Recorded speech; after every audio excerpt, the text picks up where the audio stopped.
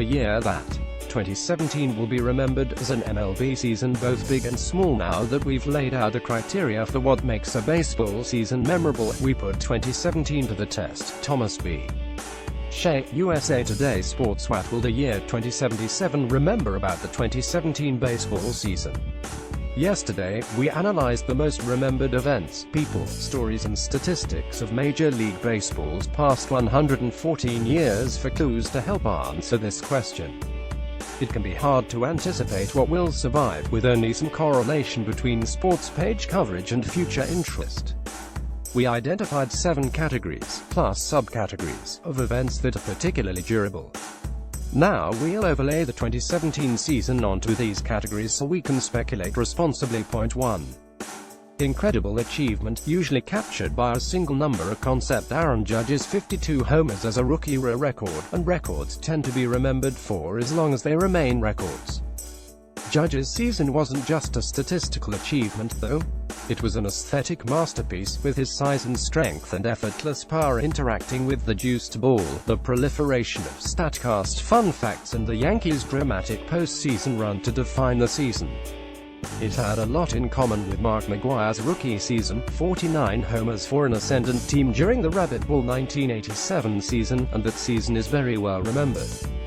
Judge's, much more than, say, Cody Bellinger's, will be, too. That is, unless somebody hits 53 homers as a rookie in the next 6 decades. This is a good first pick. 1B. Incredible team, often captured by a nickname. Cleveland won 22 games in a row, which is sort of a record. It's unambiguously the American League record, though league records don't have much cash now that the leagues are barely distinct from each other. To people who discount the 1916 Giants' 26-game win streak, because there was a game in the middle of it that ended due to rain and darkness in a tie, it might even be the record. But those people have not yet won the argument, which is why 1 year ago, I couldn't have told you who held the non-Giants, because there was one tie record for longest win streak. It was the 1935 Cubs. Therefore, we must conclude that the Indians too will likely be mostly forgotten, despite winning 22 games in a row, which is, in fairness, a lot. A colorful team nickname is extraordinarily important to being remembered as a team. I did not know about the 1935 Cubs, but I do know about the 1934 Cardinals, who were worse and set no records but were called the Gas House Gang. Everybody knows the Gas House Gang. We'll get to the champion Astros in a minute. 1C. Incredible single-player sequence of plays, often aided by iconic photo or video images. Jose Altuve's 3-homer game to kick off the American League Division Series is a dark horse. 3-homer games in the postseason used to be almost automatic immortality, but more postseason rounds and more homers have made these games more common. There have been as many since 2010, 5, as there were in the entire 20th century, but Altuve's is a better bet to survive than Enrique Hernandez's, because the Astros went on to win the World Series and because Altuve did it in an MVP season. Still, it's doubtful. On the other hand, I don't believe I've ever seen anything like the 2017 home run derby, and especially what Judge did in it, effortlessly cranking opposite field homers and the occasional 500-foot blast while his peers giggled and shrieked. The question is whether this is simply a format that players have finally conquered. Justin Bour hit 22 in a round, for goodness sake, whereas there were 5 homers hit in the entire 1990 contest, in which case next year's might top it. If not, I could see watching the 2017 home run derby, condensed and commercial-free, of course, every year on the first morning of the All-Star break. In fact, I foresee myself watching it right now. BRB. Point 2. The moment the timeline begins, nominations for this category are almost always impossible to see in the moment. I doubt anybody in the early 1900s thought Fenway and Wrigley would survive a century, or perhaps even that Major League Baseball would. Meg Rowley, of Baseball Prospectus, suggested to me that in 60 years we might remember 2017 as the year the Players Association started to die because, to some observers, the union conceded too much in the new collective bargaining agreement. But of course, 2017 saw only one small step toward one possible future for the union, and assessing what the players got conceded in this CBA is itself impossible without years of retrospection and analysis. Which is to say, I like Rolly's suggestion. It's a creative and insightful suggestion, but we're mostly skipping this category. Point 3. Bloopers and or extraordinary failures. Here's my sleeper: Austin Jackson not running out the dropped third strike of the American League Championship Series. Watch. Gary Sanchez could have simply tagged him to complete the out, but instead he stuffed the ball in his pocket and ran out to the mound. Here's the rule. Rule 6.09b. Comment: a batter who does not realize his situation on a third strike not caught, and who is not in the process of running to first base, shall be declared out once he leaves the dirt circle surrounding home plate. Jackson does not do that until Sanchez is already to the mound. Theoretically, even after Sanchez had abandoned the play, Jackson could have still run to first. See Todd Frazier, the Yankees' third baseman, pointing toward Jackson, acknowledging this risk. Sanchez would have had to take the ball back out of his pocket and tag or throw him out. A tag, let's assume, would have been impossible at the point. Note that the Yankees' first baseman, Greg Bird, doesn't appear in the first shots of the celebration, so perhaps he stayed near the bag just in case. If Jackson had started running, would Sanchez have noticed in time to throw him out?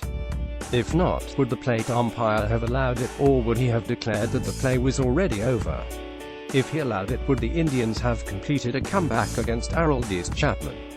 If they had, would the Indians have snapped the long World Series drought?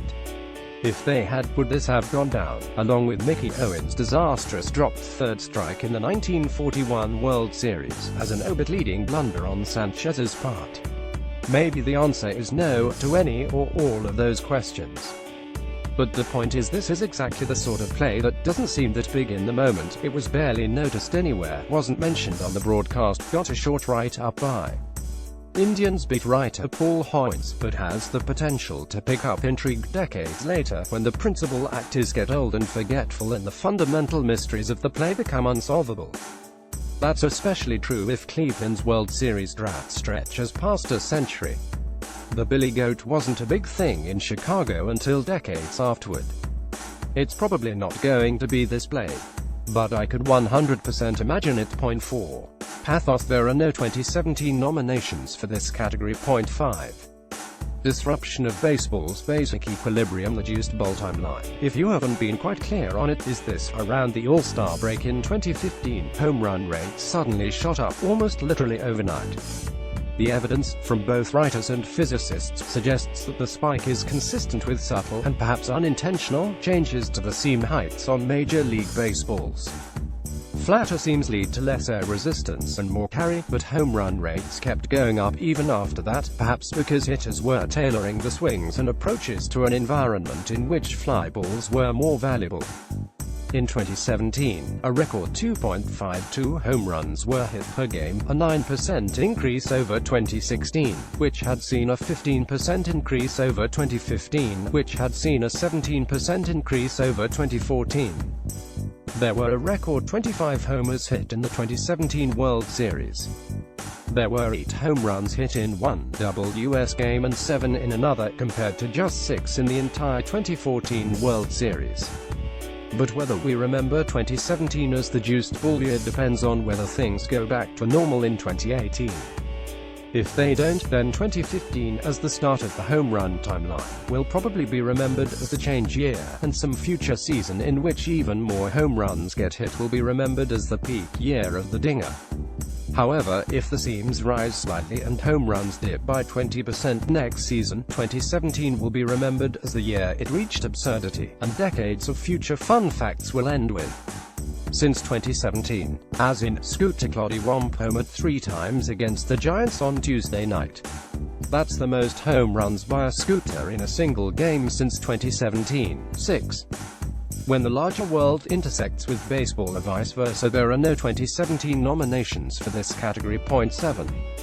By being weird, by being almost literally unbelievable or inexplicable. Crucially, things that are somewhat inexplicable sometimes become much more inexplicable with time. There's a case here for the 2017 Astros, specifically as the fulfillment of the Sports Illustrated cover prophecy. As I wrote after Houston won the World Series, most of us are amused by the cover but recognize that it wasn't an outlandish prediction.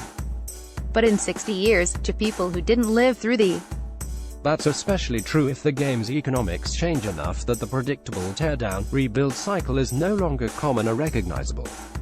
Also, in 60 years, nobody might even know what a magazine cover is. You mean it just showed up in people's houses? Some stranger just dropped a prediction that the worst team in baseball would win the World Series exactly 3 years later. Spooky, but that's not my nomination here. Rather, it's this: the two best hitters in baseball were the shortest one and the tallest one. That is so weird, particularly because baseball is not a sport that naturally benefits short people or tall people. We all talk about it, how short Altuve is and how tall Judge is. We talk about those things to death, and we still probably don't talk about them enough. It is so weird. And it's not weird in a deep, thought-provoking way. It's weird in the way that can be captured in one picture, a picture you have already seen 30 times. 40. In fact, it's at the top of this article. It's the one with Altuve and Judge standing next to each other at second base. One crazy moment in one wonderful image, and I don't believe there will be even one baseball fan in the next 6 decades who doesn't see it. The odds are that neither player will ever have a season as good as he just did. The odds are that this was the peak moment in Extreme Body Outliers. And so that's my answer. 2017, the year of that photo, the year of that MVP race, the year of that ALCS. It was the year not of Judge or Altuve, but of Judge and Altuve. Thanks to Zachary Levine, Meg Rowley and Craig Goldstein for consultation.